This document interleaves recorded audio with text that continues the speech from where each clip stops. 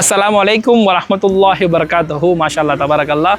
நாம் இன்றைக்கு நிற்கக்கூடிய இடம் சல்மான் ஃபார்சி ரலியல்லாஹு அன்ஹுடைய இந்த பேரிச்சப்பழம் தோட்டம். மாஷா அல்லாஹ் தபாரக்கல்லாஹ். பாருங்கள் பேரிச்சப்பழங்கள்லாம் எப்படி இருக்குது பாருங்கள். அல்ஹம்துலில்லாஹ். இந்த பேரிச்சப்பழ தோட்டத்துக்கு பெரும் வரலாறு இருக்குது.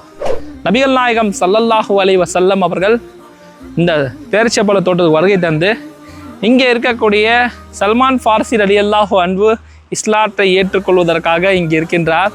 இந்த யூதருக்கு சொந்தமான இந்த தோட்டத்தில் என்ன பண்ணுறாங்கன்னா சல்மான் ஃபார்சி ரலியல்லாஹு விடுதலை செய்யணும் சொல்லி இங்கே நபிகள் நாயகம் ஸல்லல்லாஹு அலைஹி வஸல்லம் வந்து இந்த பேரிச்சப்பழம் நான் நட்டுறேன் அல்ஹம்துலில்லாஹ். இந்த இடத்துல பேரிச்சப்பழம் விளையாதுன்னு சொல்லி யூதர் என்ன பண்ணாங்க, இந்த நட்டுங்க, இங்கே பழங்கள் வந்துச்சுன்னா இவங்களை நான் விடுதலை செய்கிறேன்னு சொன்னாங்க.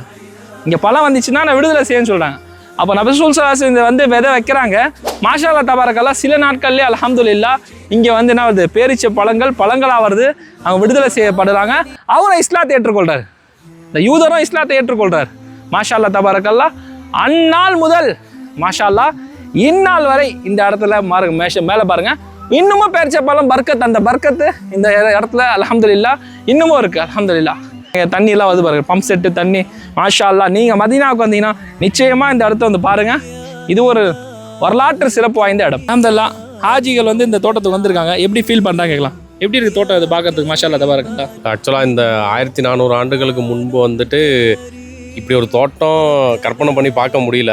ஒரு மோட்ரு இல்லாமல் இது இல்லாமல் ஒரு கிணறு வச்சு அதிசயமாக தான் இருக்குது, ஃபீல் ஆகுது. நம்ம ஊரில் எங்கே திரும்பினாலும் தண்ணி இருக்குது. ஆனால் இங்கே வந்துட்டு ஒரு செக்டுக்கு எங்கேயோ ஒரு பாயிண்டில் தான் வந்துட்டு தண்ணி கிடைக்குது நமக்கு.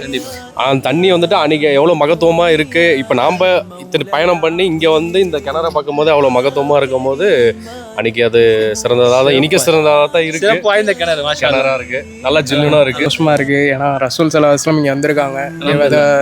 விதைச்சி இத்தனை பெருசப்பழம் மரம்லாம் இன்னொரு இருக்குது. ஆமாம், எல்லாம் பர்க்கத் கொடுத்துருக்கான். நம்மள இந்த இடத்துல வந்து நிற்க வச்சு இது சிறப்பாக இருக்குது. அந்த இடம் சிறப்பாக இருக்குது. ஆமாம், அல்ஹம்துலில்லாஹ். ரொம்ப சிறப்பாக இருக்குது, மகிழ்ச்சியாக இருக்குது சொல்கிறாங்க. அல்ஹம்துலில்லாஹ்.